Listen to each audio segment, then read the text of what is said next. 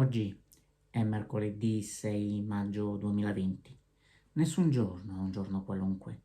Ciascun giorno rappresenta qualcosa di speciale per qualcuno. La storia ci insegna che ogni giorno può avere un motivo per essere ricordato. 6 maggio 1840. Nel Regno Unito viene messo in circolazione il penny black, un francobollo con l'effigie della regina Vittoria su sfondo nero del valore di un penny. È il primo francobollo della storia.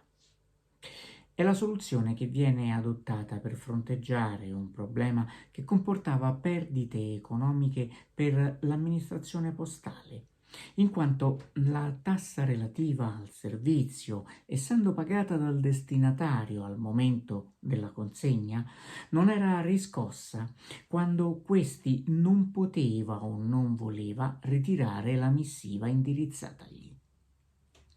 Per questo, nel 1837, Sir Rowland Hill, insegnante e politico britannico, propone una riforma che porti al pagamento anticipato da parte del mittente per la corrispondenza inviata all'interno del Regno Unito. Hill pubblica a sue spese un volumetto che illustra la sua proposta, nel quale suggerisce anche l'adozione di una carta stampata adesiva da apporre alla corrispondenza come prova dell'avvenuto pagamento.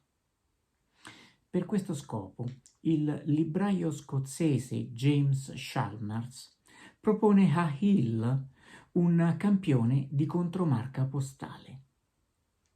La riforma proposta da Hill viene approvata nel 1839, nonostante l'opposizione dell'amministrazione postale, anche grazie alle pressioni della classe mercantile e creditizia.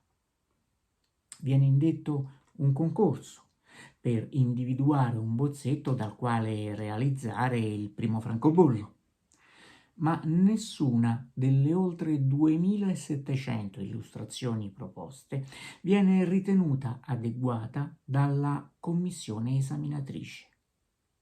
Per questo viene accolta l'idea di un funzionario del Ministero del Tesoro di utilizzare il ritratto della regina Vittoria tratto da un medaglione.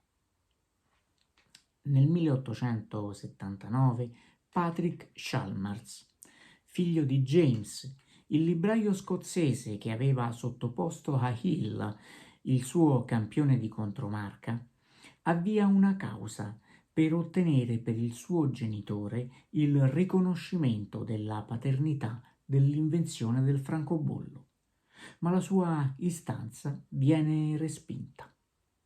A Sir Rowland Hill rimane quindi attribuita l'invenzione del francobollo.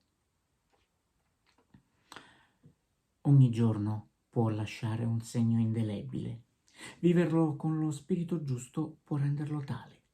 Secondo uno studio dell'Iowa State University, 12 minuti al giorno per esprimere gentilezza verso gli altri e insegnare buoni gesti e belle regole ai bambini sollevano il morale e rendono più felici.